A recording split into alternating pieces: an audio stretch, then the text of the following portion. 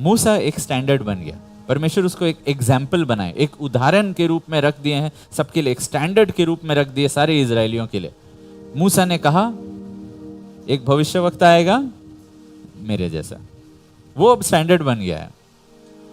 अब हर एक भविष्यवक्ता, हर एक छुटकारा दे, हर एक न्यायी अब उसके अनुसार उस नाप से जज किया जाएगा, नापा जाएगा। ओके, ये चीज बहुत जरूरी है समझने के लिए, क्योंकि we want God to work through us, कि हमारे द्वारा प्रभु आप काम कीजिए, मुझे इस्तेमाल कीजिए। लेकिन वी शुड नॉट बी वो गधा का हड्डी जिसको परमेश्वर इस्तेमाल किया और तब फेंक दिया। लिखा हुआ है, सैमसन फेंक दिया। सो देयर आर मेनी जिसको परमेश्वर इस्तेमाल किया न्यायों में और तब फेंक दिया। और ये एक अच्छा डर रहेगा हमारे अंदर कि प्रभु मैं भी इस्तेमाल करने के बाद फेंका ना जाऊं।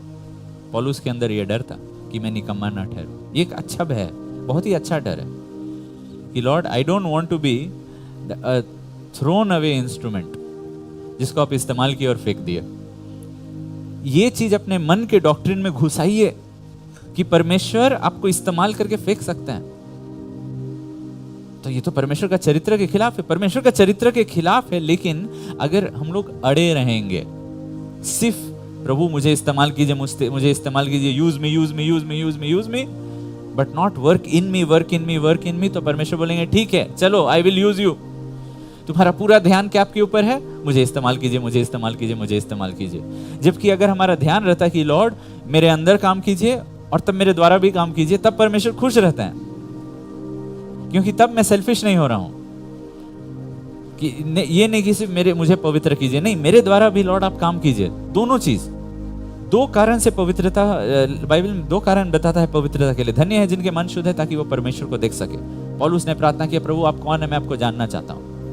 दूसरा चीज, जब एक बड़े घर में बहुत कटोरे रहते हैं, अगर एक व्यक्ति अपने आप को शुद्ध करेगा तो वो इस्तेमाल के योग्य हो पाएगा। तो शुद्धिकरण का दोनों कारण है। शुद्धिकरण यानी कि पवित्र आत्मा आपके अंदर काम करके आपको पवित्र कर रहा है, और शुद्धिकरण का ये दोनों कारण है। एक कि आप परमेश्वर को और जान सके, परमेश्वर आपके अंदर और भी काम करता रहे, और दूसरा परमेश्वर आपके द्वारा काम करना शुरू करे।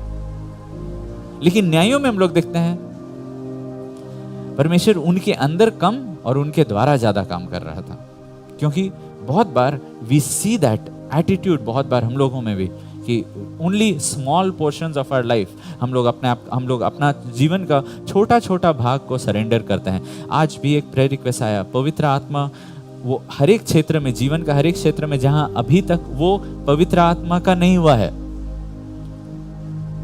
सरेंडर्ड नहीं है, वहां पवित्र आत्मा प्रभुता करना शुरू करे। वो सरेंडर्ड नहीं हुआ है अभी।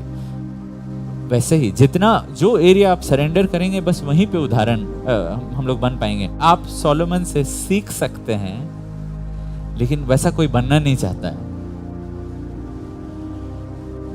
सिमिलरली हम लोग गिडियन से सीखते हैं, बट नहीं, ठीक है, उसका लाइफ का कोई एरिया मुझे सिखाता है, वो मेरे लिए एक उदाहरण के रूप में बन गया है। जेफ्था का लाइफ का कोई एरिया, सोलोमन का लाइफ का कोई area, but we don't want to become like them, क्योंकि वो लोग स्टैंडर्ड नहीं बने।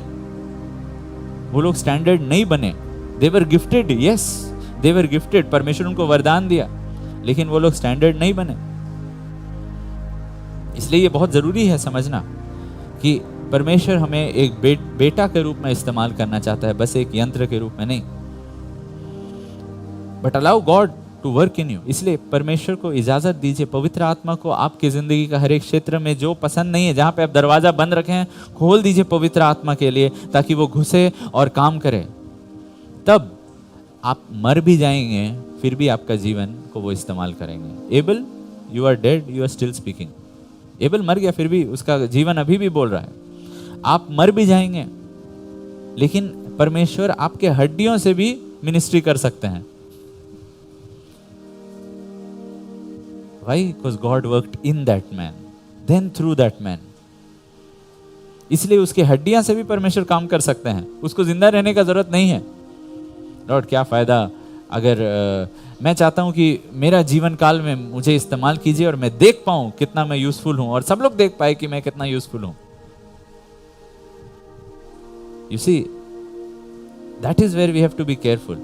अगर वो इच्छा इतना ज़्यादा है कि अब हम लोग परमेश्वर को बस चाह रहे हैं कि प्रभु आप मुझे बस इस्तेमाल कीजिए, क्योंकि मुझे लगता है कि मैं बेकार हूँ। तो वो बेकार बेकार वाला फीलिंग को हटा दीजिए प्रभु, है ना।